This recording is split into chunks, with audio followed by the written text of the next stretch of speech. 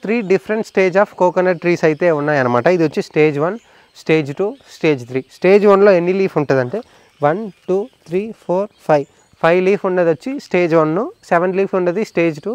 ఇట్లా మట్టలు విరిసినట్టు ఉన్నాయి కదా మొత్తం పెద్ద ట్రీస్, ఇది వచ్చి స్టేజ్ 3 అనమాట. సో దీంట్లో రైట్ అయిన ఏజ్ ఏంటి ప్లాంటేషన్ చేయడానికి అనేసి కొంతమంది అడిగారు, చాలామంది అడుగుతున్నారు. సో మా ఏరియాలో పర్టికులర్గా తమిళనాడు చూసినంటే ఈ చిన్న ఏజ్ని ప్రిఫర్ చేస్తారు. మీ ఆంధ్ర కానీ కర్ణాటక కానీ వేరే ఎక్కడ చూసినా కానీ ఈ పెద్ద ఏజ్ ప్రిఫర్ చేస్తారు. ఈ మిడిల్ ఏజ్నే ఎప్పుడైనా మీరు కన్సిడర్ చేసి ప్లాంటేషన్ చేయాలన్నమాట. అందరికీ ఒక మెచ్యూరిటీ స్టేజ్ ఉంటుంది ఎలానో, కాబట్టి అలానే కోకోనట్కి కూడా ఉంటాయి. సో అదే మనం 7 లీఫ్ ఉండే ట్రీస్ని సెలెక్ట్ చేసి ప్లాంటేషన్ చేయడమే ఒక బెస్ట్ చాయిస్ అనమాట.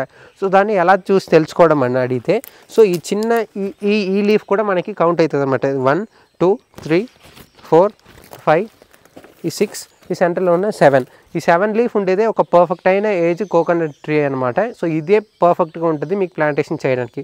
యాజ్ పర్ ద రీసెర్చ్ చిన్న ఏజ్ చేసినా కానీ చాలా రిస్కే ప్లాంట్ బతకడానికి, పెద్ద ఏజ్ చేసినానే ఆ సాయిల్లో మనకి సెట్ అవ్వడానికి టైం పడుతుంది. కాబట్టి సో ఇదే పర్ఫెక్ట్ అయిన ఏజ్. ఎవరైనా ప్లాంటేషన్ చేయాలనే వాళ్ళు ఈ 7 లీఫ్ని చూసి చేసుకుంటే మీకు బెటర్ ఉంటుంది అనేసి ఈ వీడియోలో తెలివైతే చేస్తున్నా.